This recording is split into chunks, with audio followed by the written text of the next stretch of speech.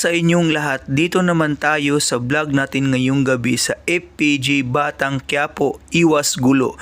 Unang-una sa lahat, ito ay teaser video lamang para ma-update sa Batang Quiapo. Huwag kalimutan i-follow at subscribe ang channel. Salamat po.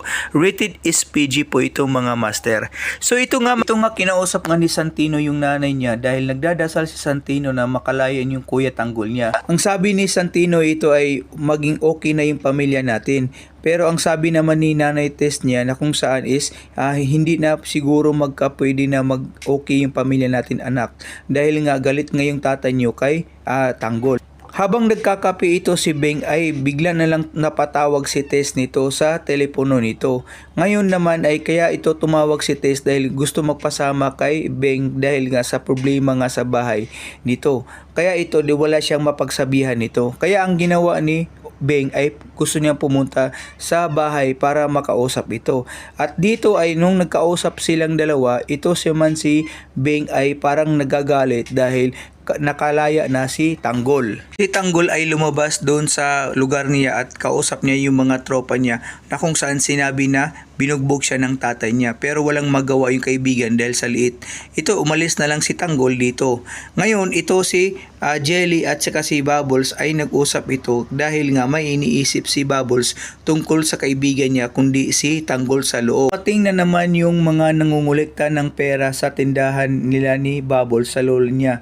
Ngunit itong si Bubbles ay masamang tingin ito sa mga lalaki nito dahil hindi na daw nirespeto yung mga matanda. Sinabihan si Bubbles sa nanay niya na iwas na lang sa gulo nito.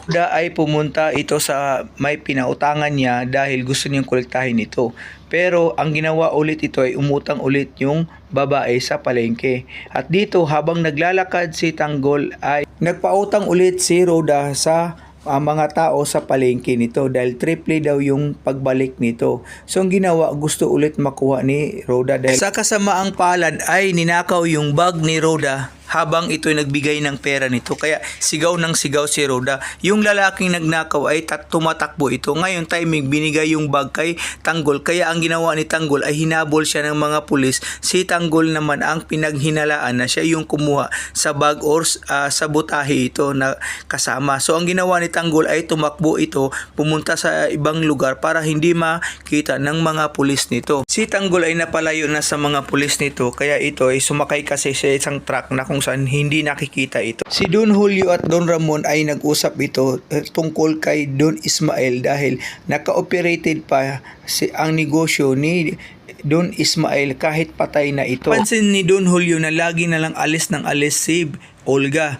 Pero ang sabi ni Olga ay asikasuhin niya yung mga client nila doon sa Quiapo. Rigor ay nakasimangot ito dahil sinabi ito ni Mando na nakalaya na si Tanggol nito. Ang suspect nilang pinaghalaan ay si Chief Espinas ang nagpalaya kay Tanggol nito. Tinawag si Mando at saka si Rigor at kasi gustong kausapin ni Colonel Suarez ito tungkol sa kaso nito ni Chief Espinas. Pero sinabi ni Rigor na hindi makapagsabi yan si Tanggol dahil bulit ay pumunta kay Don Julio at kay Don Ramon at sinabi nito na handa na yung mga kotse para pupunta tayo doon sa operasyon nila ni Don Ismael.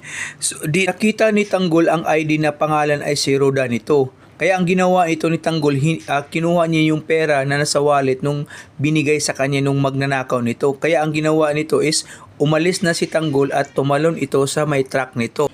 May matanda at saka apo niya naglilimos ito sa may Quiapo dito. Kaya ang ginawa ito ni Tanggol nung nakita niya yung matanda at saka yung apo dahil kailangan na ng kumain. Ang ginawa ni Tanggol ay nagbigay ito ng pera sa matanda at saka sa apo at pambili ng pagkain dito. Ay nagtandong sa matanda kung saan yung lugar na Toledo dahil ito yung lugar ni Bubbles. Rhoda ay nag-alala ito sa pera niya dahil yun lang yung pera niyang natira ito dahil lilipat ito.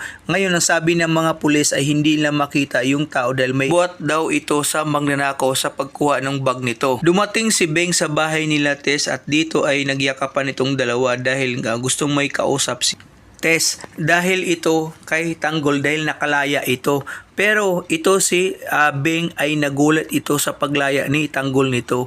Kaya ang ginawa nito is lahat ng masasakit at binuhos ito kay Beng dahil para mailabas ito ni Tess. Kaya ito si Beng ay nakinig ito kay Tess ito sa pagsasabi nito. Ito si Tanggol ay naglalakad ito papunta sa lugar nila Bubbles pero hindi alam ni Tanggol nito. Kaya ang ginawa ni Tanggol ito ay nagtatanong. Ngayon timing sa pagtanong ni Tanggol ay si Jelly ang kausap niya na kaibigan ni Bubbles. Kaya yun yung pinagtanungan niya. Kaya ang ginawa ito ni Jelly ay tinulungan si Tanggol para makapunta sa bahay ni Bubbles nito. At nagtatanong si Jelly kung bakit may duguan ka. Pero sinabi ni Tanggol na okay naman ako. Kaya dito, ang ginawa naman dito is pumunta na sila sa bahay nito. Ngayon, ito si Lola ay nagsabi na may kaibigan ka ng bisita na si Tanggol. Narinig ni Bubbles yung pangalan ni Tanggol ay bigla itong dumungaw sa may bintana at nakita niya si Tanggol ito at masaya ito dahil dala pa niya yung sombrero na binigay ito bago umalis si Bubbles. Abangan natin bukas ng gabi sa Batang Quiapo dahil nagkita na si Bubbles at saka si Tanggol.